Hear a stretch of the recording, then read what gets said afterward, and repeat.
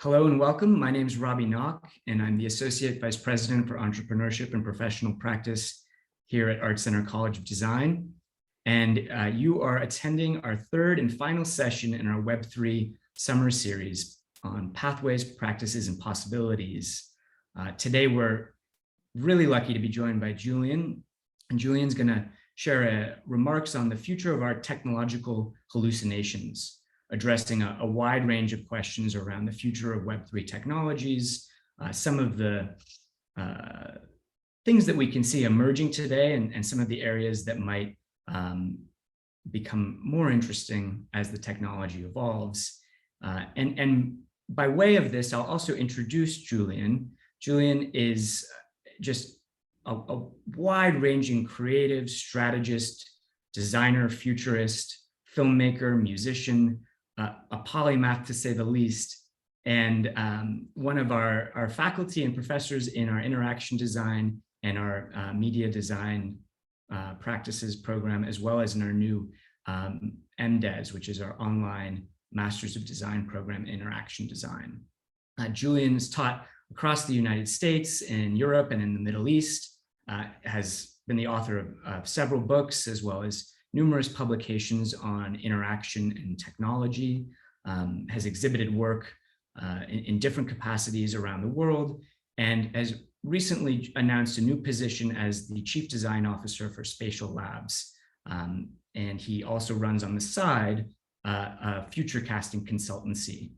So with that, I'll hand it over to Julian. Julian will share some comments and a slide presentation. And then in about 30 minutes, we'll break for questions that you all have submitted beforehand, and then wrap up with questions that come from today's presentation. So please put anything in the Q&A that you'd like us to address, and we'll do our best to get to it all, though sometimes it's hard to cover everything. So thank you for joining us, Julian. It's a pleasure to have you, and the stage is yours. Thank you, Robbie. Thanks for that introduction. And I want to thank you also for inviting me to speak today. You and your team have done an incredible job this summer putting together this series, and I'm really honored to be a part of it.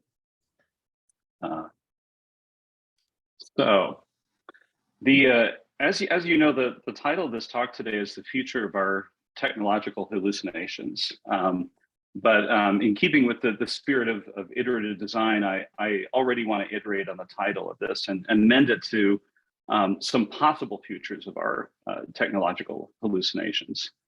And the reason why is because the future is not written in stone yet. All of us here today and everyone around the world are participants in creating the future.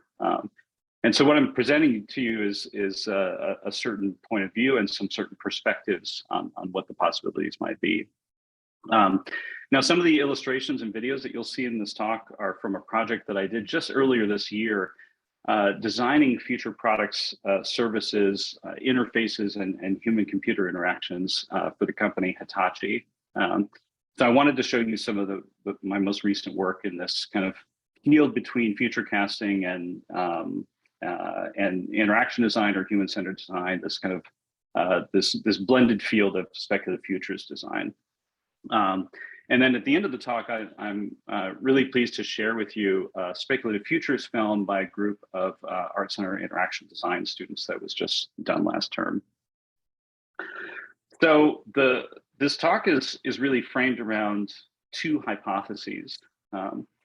And the first hypothesis is that XR is a technologically mediated hallucination. And so there are ways in which the brain responds to XR that lead to this to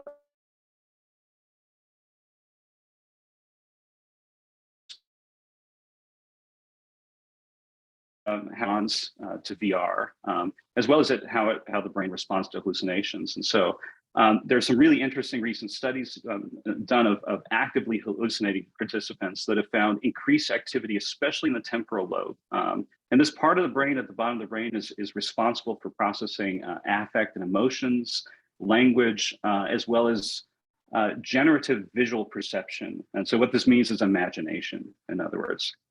And of course, other parts of the brain are also involved as well, but there are neurological parallels between using VR and hallucinating. And so that's what leads me to this characterization. Now, the second hypothesis is that the digital and physical worlds are converging.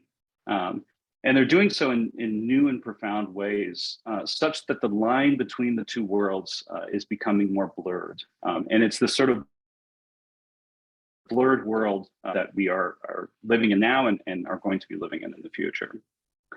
So as we explore kind of the different aspects of XR, I want you all to sort of keep these two hypotheses in mind, that the XR experience has parallels with hallucinations, and that the digital and physical worlds are converging. So to consider the implications of these hypotheses, we're going to look at the origins of techno-hallucinations organized into three distinct phenomenological taxonomies. And those taxonomies are what we think of as now as like VR, virtual reality, what I call the immersive and dispersed experience. There's the holodeck or the sort of hologram. This is the immersive experience that's present in the physical space. And then we have mixed reality. This is the blended phygital space. And this is certainly by no means, the only way to categorize these technologies or these experiences. And certainly in the future, these taxonomies will become redefined or they might collapse entirely. But for now, this provides a kind of structure to consider these different phenomena from the point of view of the experiences of the participants. So we'll start with the immersive dispersed experience. And of course, we're all familiar with this term metaverse now. It's the hot new term. But the metaverse is actually not new at all. The metaverse was invented in 1984. We just used to call it something different. We used to call it cyberspace. But it was invented in 1984 by a sci-fi writer named William Gibson, and he called it cyberspace. And that's what we called it for a long time. Now, cyberspace is a zoo of hallucinations. It's the next new thing, but it's been around a long time. It's been rebranded numerous times, reimagined, and each time it's sort of reinvented. It's called the future again. But William Gibson first described the concept in a short story called Burning Chrome, and then subsequently in the Neuromancer book series. And Gibson's descriptions often weave the technical with the metaphorical and poetic. And it's interesting to see his first sort of description of it. He wrote, "Cyberspace, a consensual hallucination experienced daily by billions of legitimate operators in every nation, by children being taught mathematical concepts, a graphic representation of data abstracted from banks of every computer in the human system, unthinkable complexity, lines of light ranged in the non-space of the mind, clusters and constellations of data, like city lights receding." And so we get into this like fuzzy space where the sort of conceptual and the metaphorical become blended with the technological and the specific and the exact and the precise. Now, cyberspace, the original metaverse, is an all-encompassing simulation. It's an out-of-body experience mediated through technology. It's only understood through metaphors, through visualizations that seek to make abstract data seeable and touchable. And this is a depiction of the cyberspace internet in 2021 as depicted in the film Johnny Mnemonic, made in 1995. And this was adapted from another William Gibson short story. So this is the same kind of cyberspace or metaverse that he was originally conceiving of. But when we talk about visual interfaces, they're all metaphors. When researchers at the Xerox PARC Center invented the graphical user interface in the 1970s, they utilized the concept of a metaphorical relationship with technology. And so groupings of pixels on a screen became visual semiotic systems, referencing physical things in the real world, things like desktops, buttons, documents, folders, trash cans, etc. But in using such interfaces, the body is still anchored in the real world. There's always this sort of mediation between. Now in cyberspace, the immersive metaverse, sensory channels are hijacked and the user is teleported to a simulated space. The devices are crude and rudimentary today. They're heavy, they have low resolution, VR headsets, handheld controllers, jittery hand tracking, earbuds or headphones for audio inputs. Conceptually, it really hasn't changed that much in the last almost 40 years. But this decade and next, we're going to see rapid improvements in both miniaturization of the technology as well as the fidelity of the experience. Now, the experience of cyberspace or the metaverse, the immersive one, is digitally immersive. The human participants sharing the same virtual world. At the same time, it's physically dispersed. The human participants typically do not share the same physical space. And typically the digital and physical spaces do not converge. They're separate, they're siloed. This is the immersive dispersed experience of VR. Now, the ultimate immersive VR experience is to bypass our bodily sensors and jack directly into the brain via neural interface. Headsets and earbuds only hijack our visual and auditory channels, but this is a full simulation, the hijacking of all the human senses. The dream and simultaneously the nightmare is the matrix. Now, we're a ways away from fully immersive, hallucinatory, waking dream, direct neural VR simulation. The technology that will enable this is currently being developed today by dozens of companies around the world, including Neuralink. And this is a prototype here for Neuralink. But in the next decade, fully immersive neural VR will become possible, along with the ability to record, buy, and sell sensory experiences. And so you may be able to, for instance, shop the experiential marketplace. Already today, there are scientific experiments that show that we can transfer memories from one mouse to another mouse. So it's only a matter of time until we can do that with humans. Now, neural interfaces are kind of weird. They require users to perform actions of mental concentration and hallucination. And it's unclear exactly what that experience is going to be like for users.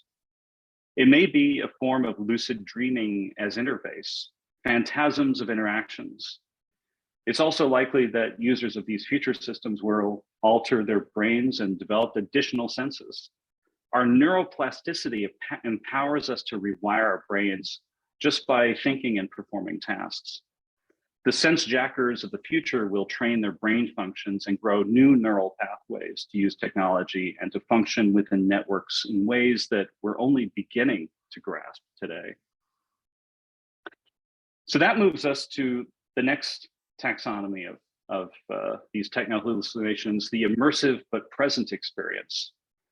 And you might think that holograms and holodecks are relatively recent. They're actually quite old. The hologram enters the public consciousness in the early 1940s.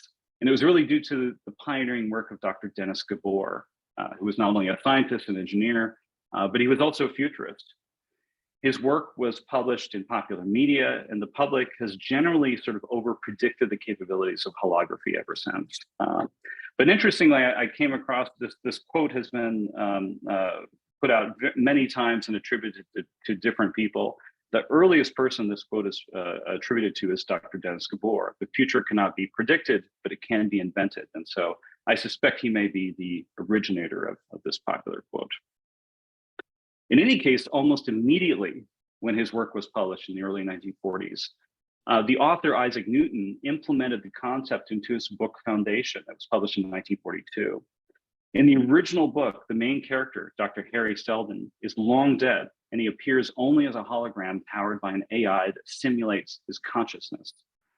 Pretty amazing concepts for 1942. Now, holograms have been a staple of science fiction ever since, often depicted as a method of telepresence and communication. As we see here, as R2-D2 uses a hologram to play back a recorded message.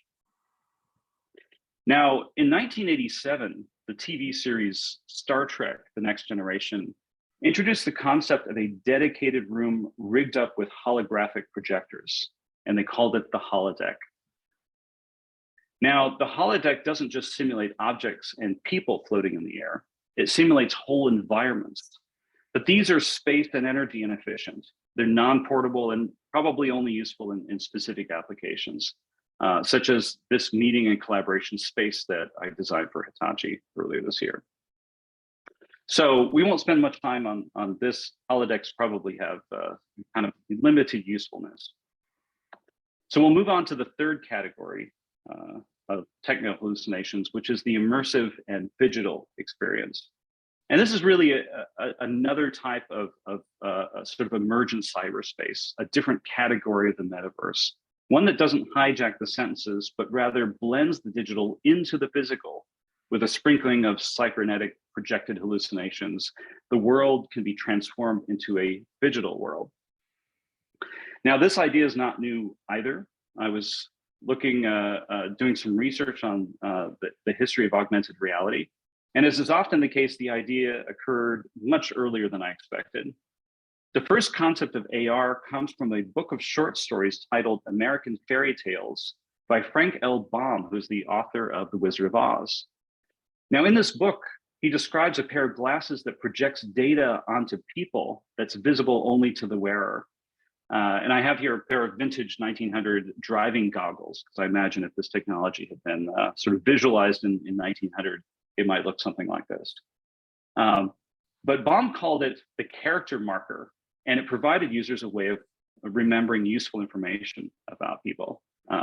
I thought this was so interesting because I've seen almost identical concepts of use of AR and mixed reality for contemporary applications.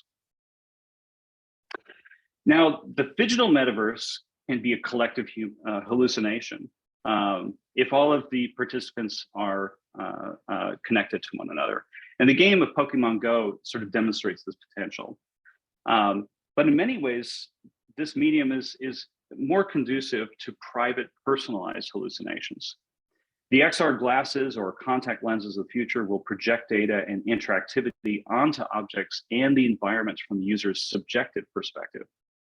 And so the collective hallucination only occurs if the subjective individual hallucinations are synchronized with one another. Users' experience of the phygital metaverse is all POV.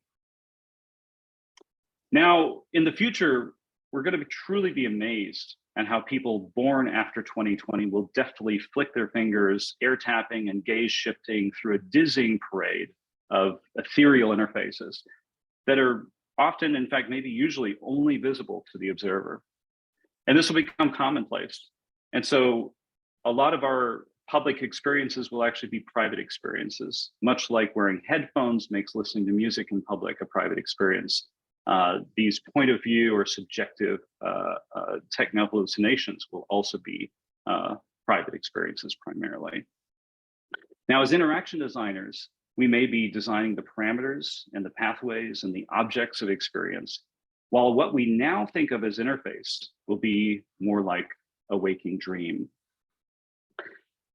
And so I want to present to you to wrap up this talk. I want to keep the talk short, so if people have questions or want to have conversations, we have time to do that.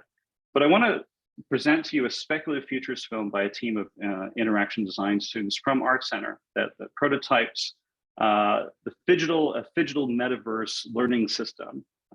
This project is called Canovo, and it was designed by Clyde Hay, Elva Guo, Ryu-Ying Xu, and Ziyi Zhao.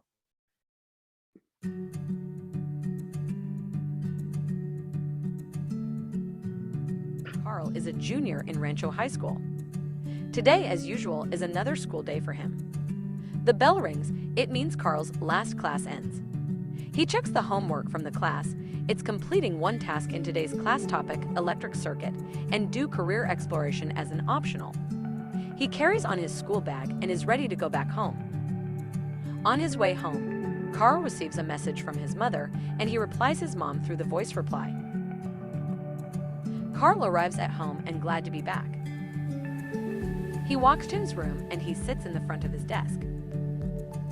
His avatar assistant, Novo, notifies him that his friend, Jae-Wang, sends him an invitation to do the review task homework together. Carl thinks it is fun to partner with Jae-Wang to do homework together.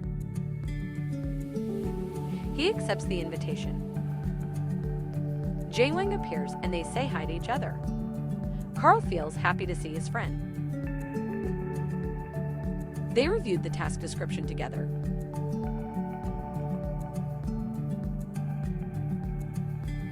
And then they start the task.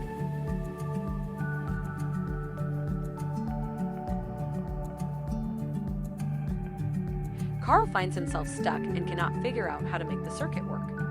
So he asks Jay Wang for help. Jay Wang shows him how to solve the challenge, and Carl realizes this is where he was spacing out in the class and missed the lecture. Now, they both successfully complete the tasks. Jay Wang needs to go. After they say goodbye to each other, Jay Wang fades away. Then Carl reviews his rewards for completing the task. Carl is interested in electronic circuits, so he wants to explore the career path in electric engineering.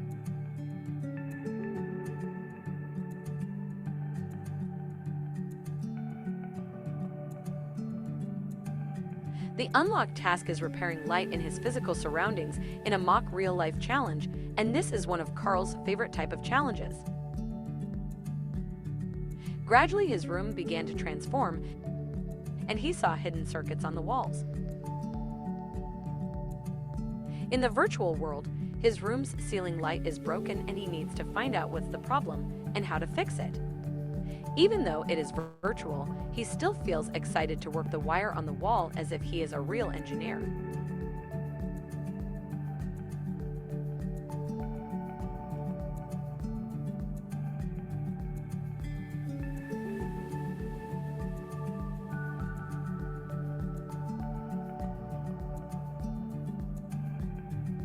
After different trials, he finally fixes the problem and the light has been turned on.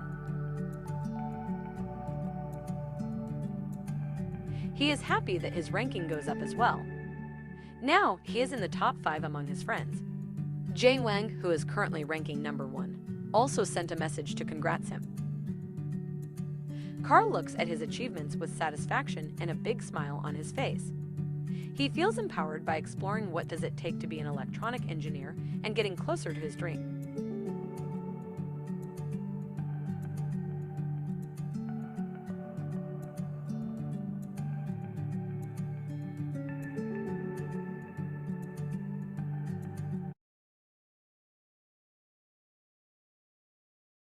Now, one of the really challenging things as an interaction designer trying to design for the future is prototyping. It's really difficult to prototype future technologies and interactions with things that don't exist yet.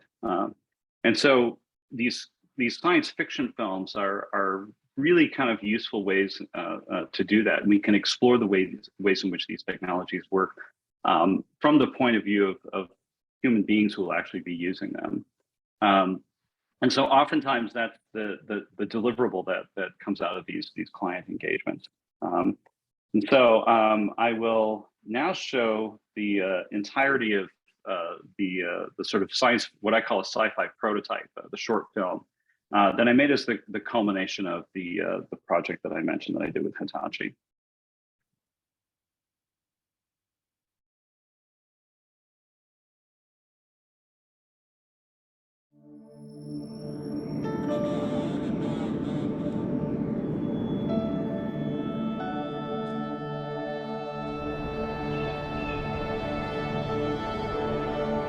Happiness through technology?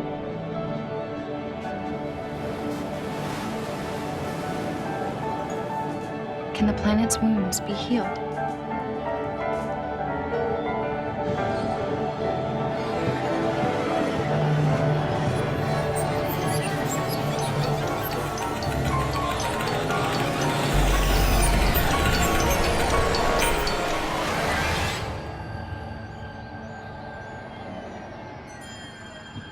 Good morning, sir. Electric charge?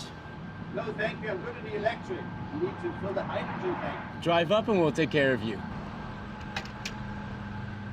Control of such things as hydrogen, electricity, gas, and biofuel have brought about the 3E plus S multi-energy infrastructure. With CO2 capture, we are approaching carbon neutrality. While hydrogen fuel production costs were a problem, these have fallen, and greater distribution is bringing wider usage. SFP, which allows a fair assessment of environmental performance, is providing greater liquidity to fund utilization for environmental measures and is speeding social implementation. let's review the carbon finance strategy for the new plant. Now, we need to figure out how to generate enough carbon credits to attract the financing we need. Our new model showed that by increasing CO2 capture and storage by 40%, we can get the carbon credit finances to 55%. That's great. Let's go ahead and update the business plan.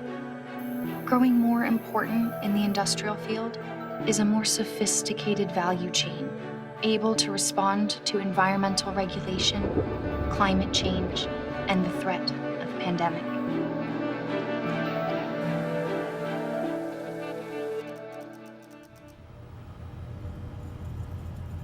AI and quantum computing will optimize this, improving response to the issue at hand.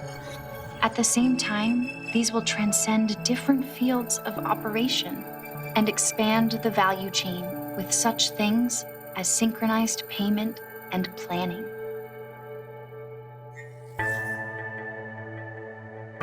A society directly linking consumption and production. AI will forecast demand and revenue, bringing inventory and wastage costs to almost zero, and automatically plan for environmentally friendly distribution. Resources will be regenerable across different industries. Sustainable models will help eliminate food loss and serve to protect the circulation of water resources, the environment, and ecosystems. The year 2050. Hitachi targets a system in which the value chain itself maintains its optimum state. This becomes the foundation of social trust and brings about life innovation.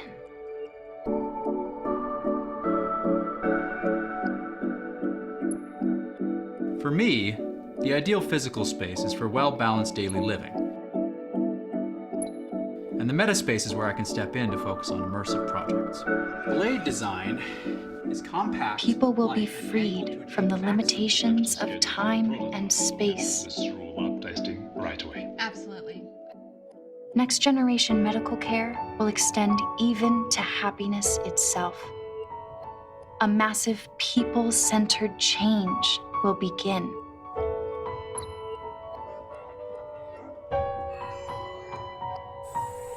Nice to see you again.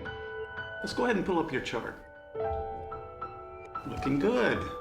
You've reached 98% on the remission probability graph, and your other vitals are all good. Congratulations. I'm happy to report your cancer's gone. Oh, I really don't know what to say. By now, hitherto incurable ailments such as cancer and dementia have been conquered. AI has brought about rapid advances in the medical value chain. Automated iPS cell culture has brought the spread of both regenerative cell and made-to-order gene therapies. Humanity is now moving into the era of preventative medicine. Extended lifespans resulting from preventative medicine will increase medical demand. AI will instantly choose and deliver the best individual solutions from a complex system of social security. Quality of social security systems will transcend borders and eliminate medical disparities.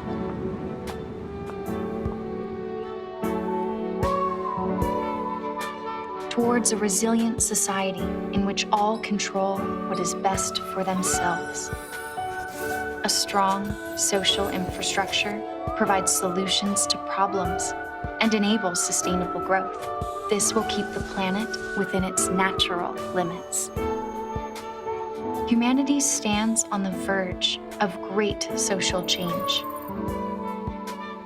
A foundation of trust based on digital and AI technology. The virtual world, more than the real world, will require technology to prevent improprieties. This technology will be the basis for Society 2050. The advanced society of the future,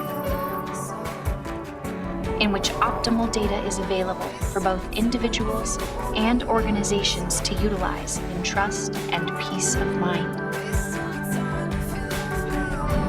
The time will come when digitalization and ethics come together. Human nature and human feeling will require digital expression. As these invisible digital layers accumulate, Hitachi will develop a society that leaves no one behind. The future provides a choice of options.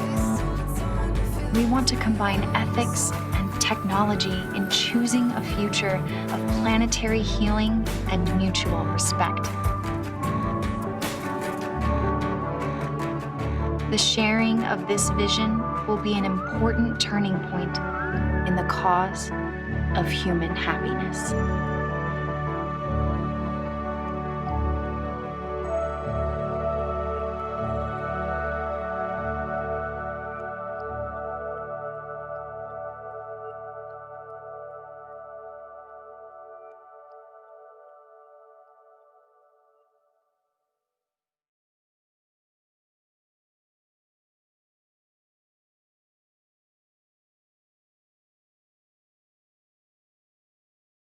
Well, that was quite something.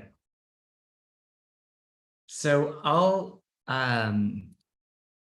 make an attempt at starting to open up some questions here, and a whole range of things comes to mind in listening to you speak, and how you pull all of the threads in what might be inspiring people to think about the future in Web3 and metaverse technologies, and how to situate themselves in that, pulling from fiction, history, and then approaches that really address industry and business. But I think to start off with, maybe a more foundational question, which is around technologies outside of Web3 and the role that the important role that they might play in the future of these types of experiences in the digital, phygital, mixed realm. And I guess that I hear you touching on hydrogen power, on quantum computing, and on advanced artificial intelligence. Can you give us a sense of how those technologies are interweaving with the current Web3 ecosystem and where they might be, where changes in those external technologies might actually create leaps and bounds in the Web3 universe?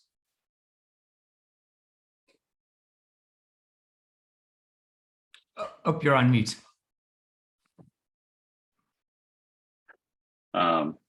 That's one of the most common said statements in the Western world, I think, is you're on mute. Yeah, I mean, technologies are always interwoven with each other and interconnected. But I think, computing technology especially kind of has this power to stitch together other technologies and to enhance them and make them better.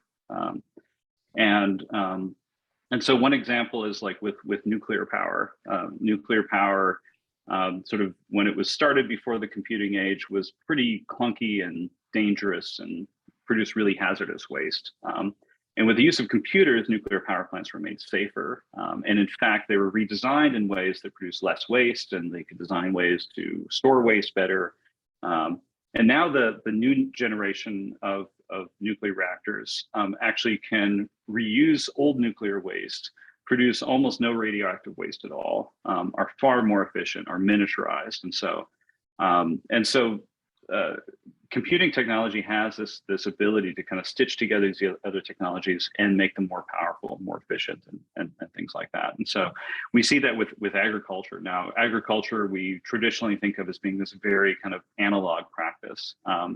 And in fact, one of the leading AI companies in the world now is John Deere, the John Deere tractor company. They've actually gone out and bought AI companies because they realize, oh wait, autonomous robotic agriculture is the future, So if anyone's going to buy a future John Deere, it better be sort of piloted by an AI, So that's one example. But yeah, all these different technologies. Hydrogen's been kind of on the horizon for a long time, but we're discovering kind of new ways to extract it with zero carbon, to store it, to use it in more efficient ways, and those sorts of things. Well, and as we're wading into these technologies today, something that I feel personally have experienced so many times is the promise, the kind of packaging of what might be possible in a VR or XR or AR experience, and then the loading times, the lags, the glitches, the challenges with actually successfully as a user entering into and engaging seamlessly with the space itself. So how are you dealing with that? How are you managing as you kind of work with projects at different scales, different scopes, different horizons? The reality today is still pretty glitchy. Yeah, it is. I'd say it's a lot of prototyping.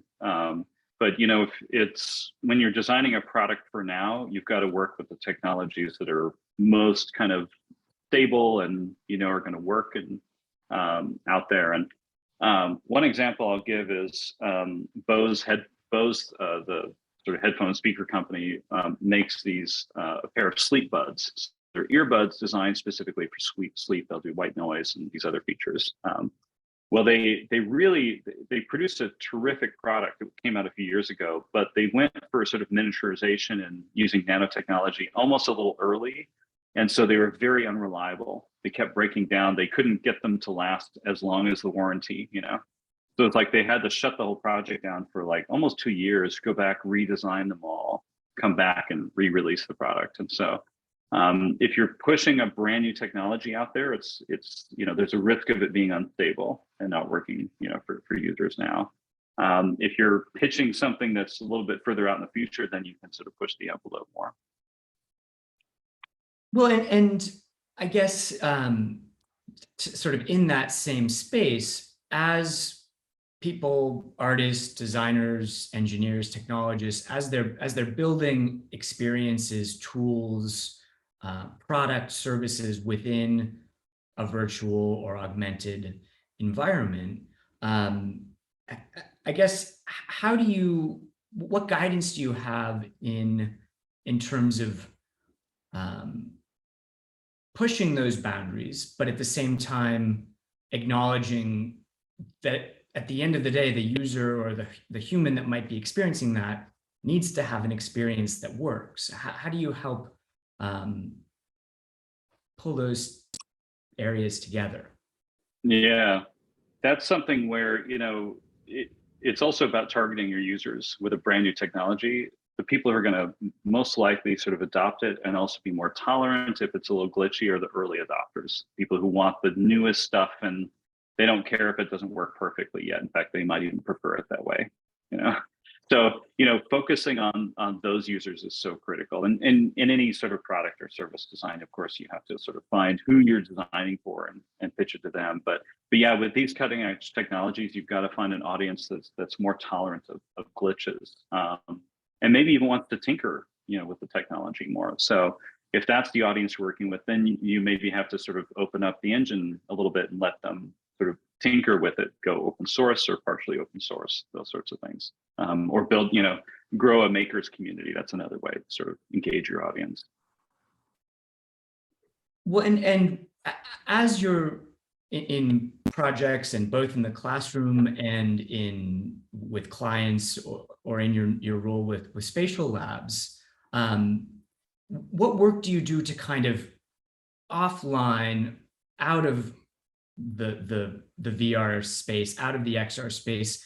What are some of the strategies around preparing your user, or the stagecraft that might actually have very little technology, that might be language or kind of brand or kind of emotional or instructional work? Where does that part of the process lie, and how do you work through that side?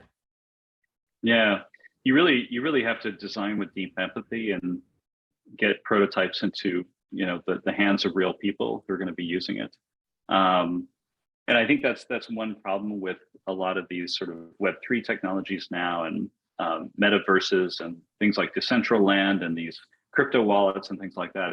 They're not very friendly to people who don't already know the space.